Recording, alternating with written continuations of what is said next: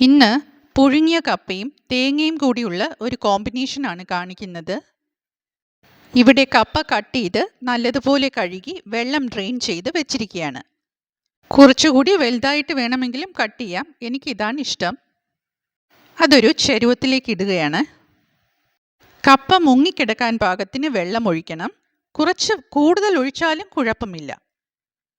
അതൊന്ന് ഇളക്കി കൊടുത്തതിന് ശേഷം ഫ്ലെയിം ഓൺ ചെയ്യാം.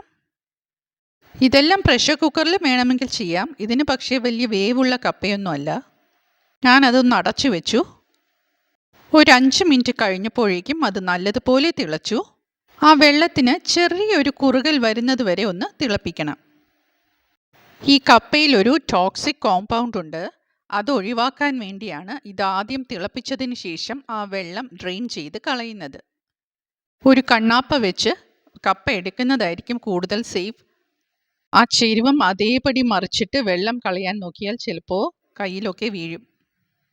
ചൂടുവെള്ളം വീണ് മേല് പൊള്ളുന്നതിനേക്കാൾ എത്രയോ നല്ലതാണ് ഇതേമാതിരി കണ്ണാപ്പയിൽ കോരിയെടുക്കുന്നത്.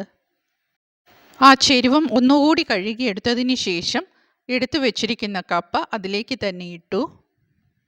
പഴയതുപോലെ കപ്പ മുങ്ങിക്കിടക്കാൻ പാകത്തിന് വെള്ളം ഒഴിക്കാം. അതിലേക്ക് കുറച്ച് ഉപ്പിടാം. ആദ്യമേ തന്നെ ഒരുപാട് ഉപ്പിടണ്ട. അതിനുശേഷം ഒന്ന് ഇളക്കി കൊടുക്കാം. ഇനി അതൊന്ന് അടച്ചു വയ്ക്കാം. അതവിടെ ഇരുന്ന് തിളയ്ക്കട്ടെ.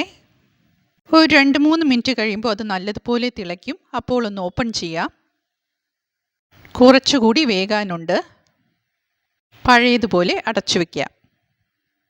ഒരു 3-4 മിനിറ്റ് കഴിയുമ്പോൾ ഒന്നുകൂടി ഓപ്പൺ ചെയ്യാം. വലിയ വേവുള്ള കപ്പയൊന്നും അല്ലല്ലോ. ഓപ്പൺ ചെയ്തതിന് ശേഷം അതൊന്ന് ഒരു സ്പൂൺ വെച്ച് എടുത്ത് നോക്കണം. അതിനുശേഷം ഒന്ന് ടേസ്റ്റ് ചെയ്ത് നോക്കുവാണെങ്കിൽ ഉപ്പ് പിടിച്ചിട്ടുണ്ടോ എന്നറിയാം. ഉപ്പ് ആവശ്യമുണ്ടെങ്കിൽ ഇതേമാതിരി കുറച്ചുകൂടി ഇട്ട് ഒന്ന് ഇളക്കി കൊടുക്കണം. ഒരു 2 മിനിറ്റ് കൂടി കിടന്ന് തിളച്ച് കഴിയുമ്പോൾ അതിലേക്ക് ഉപ്പ് പിടിക്കും.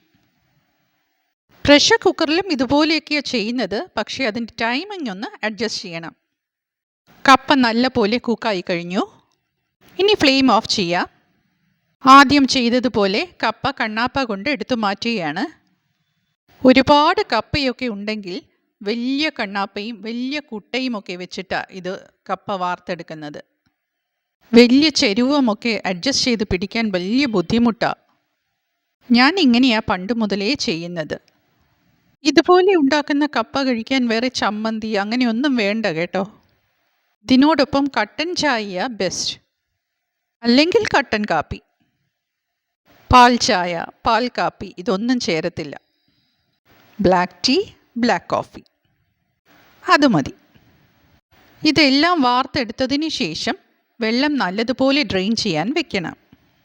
അതിനുശേഷം ഇതേമാതിരി ഒരു ബേസിനിലേക്ക് മാറ്റാം. അതിനുശേഷം നമ്മുടെ ഇഷ്ടത്തിന് ചിരകിയ തേങ്ങ അതിലേക്കിടാം. തേങ്ങയ്ക്ക് അങ്ങനെ അളവൊന്നുമില്ല കേട്ടോ. ഒക്കെ നമ്മുടെ ഇഷ്ടം മാതിരി ചേർക്കാം. എനിക്ക് തേങ്ങ ചേർക്കുന്നത് ഭയങ്കര ഇഷ്ടമായതുകൊണ്ട് ഞാൻ ഒരുപാട് ചേർക്കും. ഇപ്പോൾ ഇടുന്നത് കൂടാതെ എൻ്റെ പ്ലേറ്റിലേക്ക് കുറച്ച് സെർവ് ചെയ്തിട്ട് അതിൻ്റെ മണ്ടയിലേക്ക് ഞാൻ കുറച്ചുകൂടെ തേങ്ങ ഇടാറുണ്ട്. അങ്ങനെ ചുടുചുടാ കപ്പയും തേങ്ങയും റെഡിയായി കഴിഞ്ഞു. ഈ വീഡിയോ ഇഷ്ടമായിട്ടുണ്ടെങ്കിൽ ഒന്ന് സപ്പോർട്ട് ചെയ്യണം കേട്ടോ. ഫീഡ്ബാക്ക് തരാനും മറക്കരുത്.